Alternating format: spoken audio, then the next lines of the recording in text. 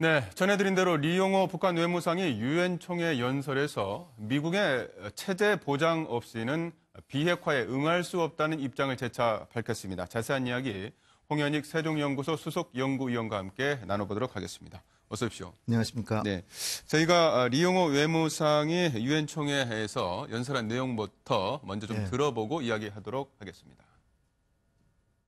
미국에 대한 신뢰가 없이는 우리 국가의 안전에 대한 확신이 있을 수 없으며 그러한 상태에서 우리가 일방적으로 먼저 핵무장을 해제하는 일은 절대로 있을 수 없습니다. 평화체제의 결핍에 대한 우리의 우려를 가셔줄 대신 선비핵화만을 주장하면서 지어 종전선언 발표까지 반대하고 있습니다. 제재로 우리를 굴복시킬 수 있다고 생각하는 것은 우리에 대해 모르는 사람들의 망상에 불과하지만 그러니까 요지를 좀 정리해 보면은 어떤 신뢰 없이는 핵무장을 절대로 해제하지 않겠다 이런 내용인데 그런 의도가 깊이 담겨 있죠. 네. 그렇죠. 북한의 그 지도부의 의식을 보면 벌써 6.25 전쟁 때 미국이 이미 핵을 갖고 있었기 때문에 그때 6.25 전쟁 중에 북한을 핵으로 공격하려고 했었다. 그런 인식을 갖고 있고요. 그다음에 이건 사실관계로 1955년경에 남한 지역에 미국의 핵무기가 도착하거든요. 그러니까 1991년 이제 핵무기 철수하기 전까지 900기까지 전술핵이 배치돼 있었어요. 그러니까 북한의 인식 속에는 자기네들은 그 일방적으로 핵을 개발한 게 아니라 미국의 핵 위협에 대응하기 위해서 억지력으로 개발한 거다. 그런 상황에서 자기네가 지금은 이제 핵을 일단 완성시켜 놓고 다시 폐기하려고 그러는데 미국의 성의가 너무 부족하다. 그 자기네들도 체제 보존을 위해서 했는데 그렇다면 핵을 버렸을 때 체제를 보장해 주겠다는 약속 정도는 해야 되지 않겠냐. 그것의 첫걸음이 종전선언이다.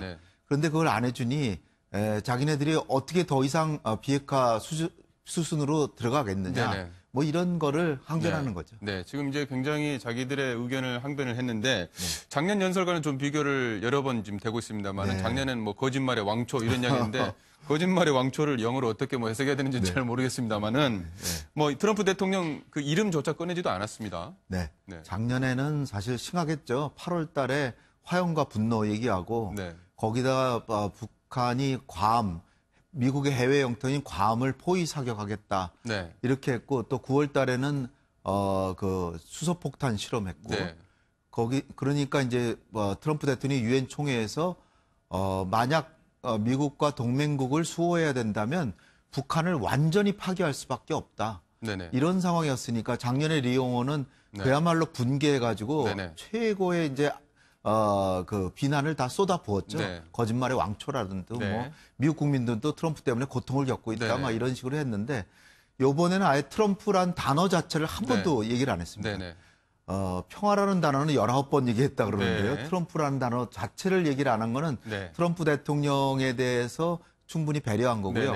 거꾸로 트럼프 대통령이 협상을 하려고 그러는데 그걸 막고 있는 미국 내 그 대북 불신주의자, 회의론자들을 겨냥해서 이 사람들은 국제 평화 때문이 아니라 자기들의 정치적 이해관계 때문에 트럼프 대통령이 북한과 협상하는 것을 막고 있다. 그러면서 트럼프 대통령을 오히려 옹호했습니다. 그러니까 완전 180도 달라진 거죠. 180도 달라진다고 이제 말씀하신 게 결국 이제 트럼프 대통령 공격 안 하고 미국 내 보수 강경파를 공격했다는 말씀인데 그 내용 한번 들어보고 계속 이야기 나누도록 하겠습니다.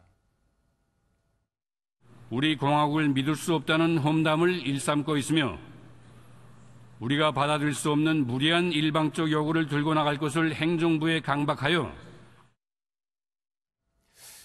굉장히 그 보수 강경파에 대한 어떤 공격, 뭐 절대로 그 보수 강경파들이 우리 공화국을 믿을 수 없다는 험담을 일삼고 있다 이렇게 이야기했는데 보수 강경파가 만약에 어떤 종전선언, 트럼프 대통령의 종전선언을 반대하고 있지 않습니까? 이 종전선언을 반대하고 있으면 어느 정도 거센 겁니까? 종전선언을 절대로 못할 정도로 거센 겁니까?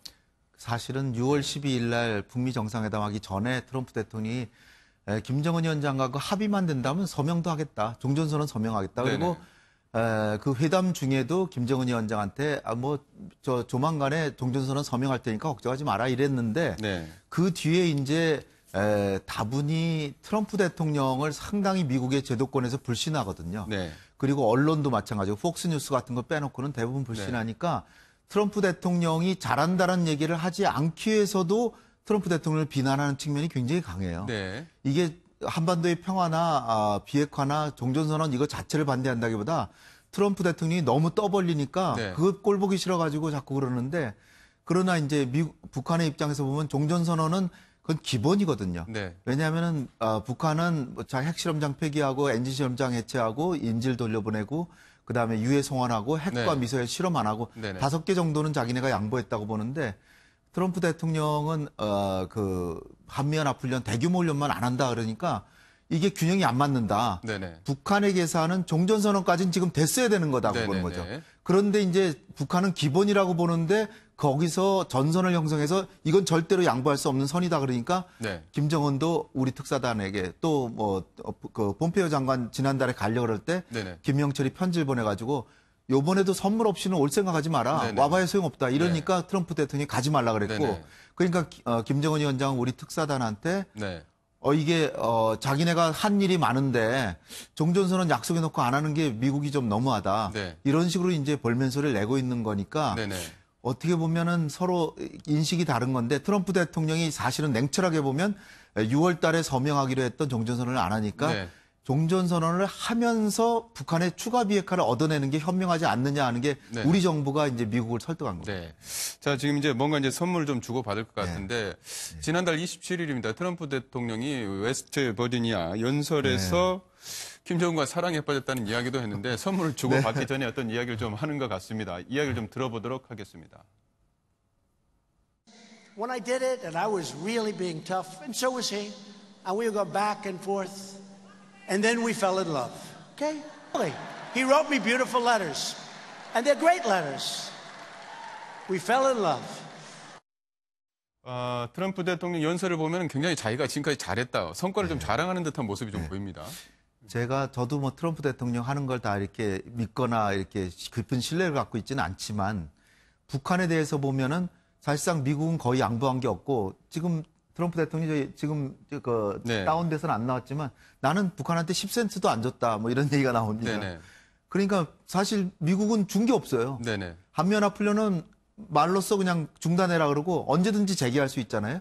근데 북한은 자기는 그 엔진 실험장을 해체하거나 네네. 핵실험장 폐기한 거는 네. 다시 하려고 해도 엄청난 돈을 들여서 재건해야 되죠. 시간도 걸리죠. 그러니까 협상가로서 볼 때는 트럼프 대통령이 상당히 얻어냈는데 지금은 이제 김정은 위원장이 종전선언 안 해주면 아무것도 안 한다고 버티니까 그러니까 이제 종전선언에 대해서 우리 대통령이 또 북한에 가가지고 이게 한미 동맹이나 주한미군이나 유엔 사령부에도 지위에 전혀 변함이 없는 거다라는 걸 얻어가지고 이제 갖다 주니까 트럼프 대통령은 마지못해서 종전선언을 해주면서 또 끌어내려고 하는 그러니까 협상술로 볼 때는 트럼프 대통령이 상당한 것 같고요.